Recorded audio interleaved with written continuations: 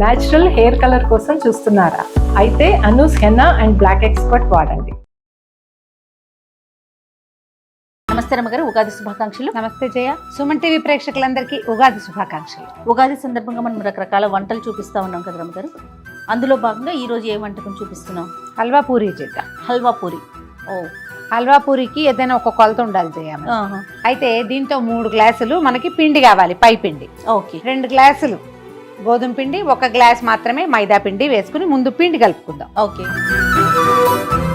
1 spoon లేదా 2 స్పూన్లు కొంచెం అంతా రవ్వ వేస్తే ఏంటంటే క్రిస్ప్గా వస్తాయి కరకరలాడుతూ. దీంట్లో 2 స్పూన్ల నెయ్యి, 1 చిటికెడు ఉప్పు కూడా వేసేయ ఇందులో. ఓకే.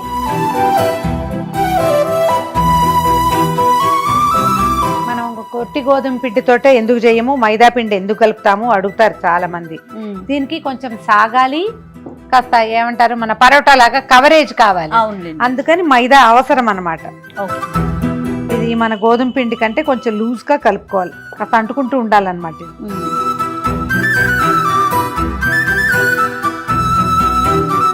దీని మీద ఏం చేద్దంటే ముందు మనం ఒక 2 స్పూన్లు నెయ్యి వేసాం కదా, 1.5-2 స్పూన్ల నూనె వేసుకోండి. దీని మీద నూనె వేసి ఈవెన్ గా అంతా పట్టేలాగా చేసి దీన్ని మూత పెట్టి పక్కన పెట్టుకుందాం.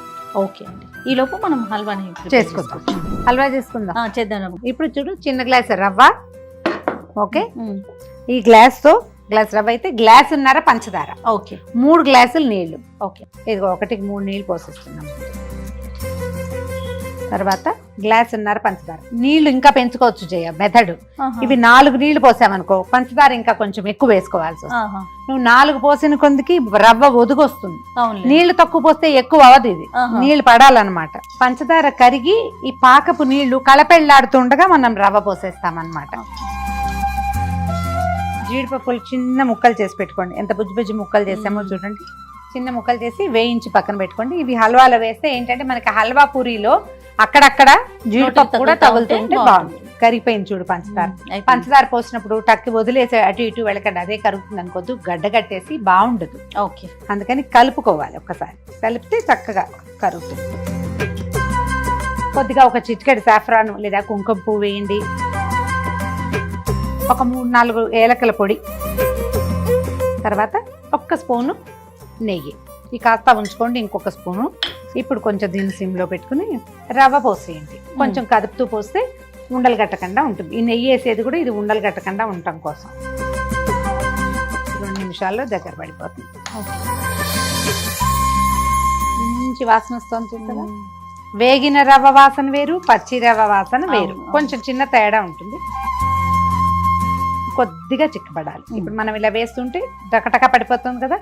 1 రవ్వ స్లోగా పడితే చాలన్నమాట. ఈ పనులు చేసేటప్పుడు చిన్న స్పూన్లు తీసుకోకండి. నేను జనరల్ గా చిన్న స్పూన్, అవునవును, పెద్ద గరిటె తీసుకోండి. ఇది ఇట్లా తుళ్ళి మీద పడుతుంది. తీసేసి చల్లారేసరికల్లా ఇది కరెక్ట్ గా మనకు కావాల్సిన ఉండక టంగుగా చేసామనుకో వత్తలేకపోతాం, బాగుండదు కూడా, మృదువుగా రాదు. అందుకని 1 రవ్వ లూజ్ గా ఉండాలి, మరీ పరిగెత్తకూడదు. మనం ఈ లోపల జీడిపప్పు వేయిద్దాము. వేయించిన జీడిపప్పు పలుకులు కూడా ఇందులో వేసేసుకుని హల్వాని పక్కన పెట్టేసుకుందాము. 1 స్పూన్ నెయ్యి ఈజీగా పొయ్యి మీద నుంచి దించి పక్కన పెట్టండి. అప్పుడు చకచక చల్లారుతుంది. కాసేపు మూత పెట్టి వదిలిపెట్టేసి తాపీగా ఇంకో పని చేసుకునే లోపల ఇది వచ్చేస్తుంది. ఈ లోపల మనం పులిహార తిరగమాతలు అలాంటివి పెట్టుకోవచ్చు. ఓకే. దీన్ని మనకు సరిపడా సైజు ముద్దలు చేసుకోవచ్చు. కొంచెం నేర్చేయి చేసుకుంటే ఒక్కసారి, తర్వాత ఈజీగా వచ్చేస్తుంది. ఇది ఈ సైజు ఉండలు చేసేసి పక్కన పెట్టుకుందాము. అప్పుడు మనం మైదా పిండి, మనం గోధుమ పిండి తడి పెట్టాం కదా, ఎలా ఉందో చూద్దాం. నువ్వు నేర్చేయి చేసుకుని దీని సంగతి చూడు. అట్లనే ఈ ఉండలు చేసి పెట్టు, నేను అవి చూస్తాను. చక్కచక్క చేసి ఇదిగో మనం నానబెట్టి పెట్టుకున్న పిండి చూసావా, చక్కగా నానబెట్టి లూజ్గా వచ్చింది. ఇవి 1 రవ్వ మందంగానే చేసుకుంటాను జయ. ఓ చిన్న ప్లాస్టిక్ కవర్ కానీ, పాల కవర్ లాంటిది, ఆయిల్ కవర్ కానీ, లేకపోతే అరిటాకు ముక్క కానీ తీసుకోండి. ఒక అరిటాకు లేదా ప్లాస్టిక్ కవర్ కి నూనె రాయండి.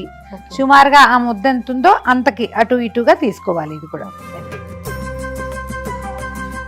చేసి ఒక ముద్దని ఇందులో పెట్టి కవర్ చేయండి. సాగుతుంది ఇది, ఎందుకంటే ఇందులో మైదా కూడా ఉంది కాబట్టి. అవునవును. దీన్ని వెడల్పుగా చేసి అలాగా దీన్ని కవర్ చేసేసేయండి. కాస్త మందం ఎక్కువగా ఉన్నా ఏమీ అనుమానం పడక్కర్లేదు. మనకి పూర్ణం ఎక్కడా కనపడకుండా కవర్ చేసేసేయండి మొత్తం. అన్నీ ఇలాగా ఉండలు చేసేసుకోండి. ఫస్ట్ ఓ 15-20 ఎట్ ఏ టైం చేసేసుకుని ఆ తర్వాత మనం టకటక పెట్టేసుకోవచ్చు, ఆయిల్ పెట్టుకోవచ్చు అన్నమాట. అవునులేండి.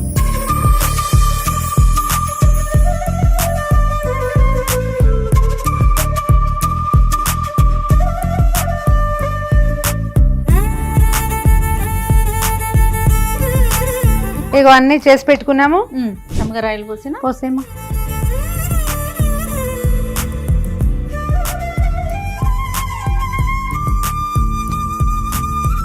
ఎంత లైట్ గా అనిపిస్తుంది కదా ఆయిల్. మంచి నూనె అంటేనే ఫ్రీడమ్ ఆయిల్. ఫ్రీడమ్ ఆయిల్లో లీటర్ నూనె కొంటే అందులో ఖచ్చితంగా లీటర్ ఆయిల్ ఉంటుంది. అదే చాలా కంపెనీ నూనె ప్యాకెట్లలో లీటర్కి కొన్నా అందులో లీటర్ ఆయిల్ ఉండదు. అందుకే క్వాలిటీతో పాటు క్వాంటిటీ కూడా ఖచ్చితంగా ఇచ్చేది ఫ్రీడమ్ ఆయిల్ మాత్రమే. ఫ్రీడమ్ అంటేనే నమ్మకం. మనం మన చేతులతో మన ఇంట్లో వాళ్ళ కోసం చేస్తున్నాం కాబట్టి వాడే ప్రతి పదార్థం మీద ఒక్కసారి దృష్టి పెట్టండి. అంతే కదా రమ్మగారు? అంతేనమ్మా.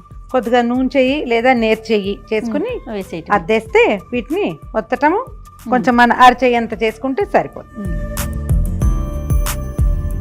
చిన్న మూకుడు పెట్టుకుని సరిపడా నూనె పెట్టుకుంటే ఒకటి. అంతేనా? మూకుడు పెద్దది ఉంది కాబట్టి మనం 2 వేసుకోవచ్చు. మొదట ఫస్ట్ తీసాక చూద్దాం. అదే తేలు వచ్చేస్తుంది కదా, రాని పైకి వచ్చాక అప్పుడు తిరగేస్తే రెండో పక్కన కాలిపోతుంది.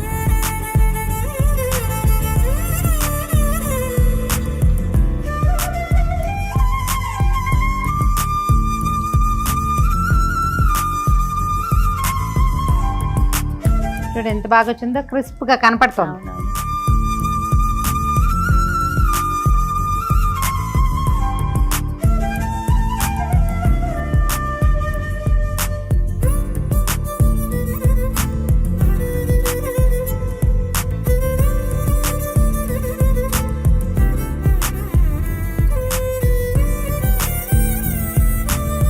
చిన్న గ్లాస్తో చేసామా, దీంతో మనకి 20-22 దాకా అవుతాయి.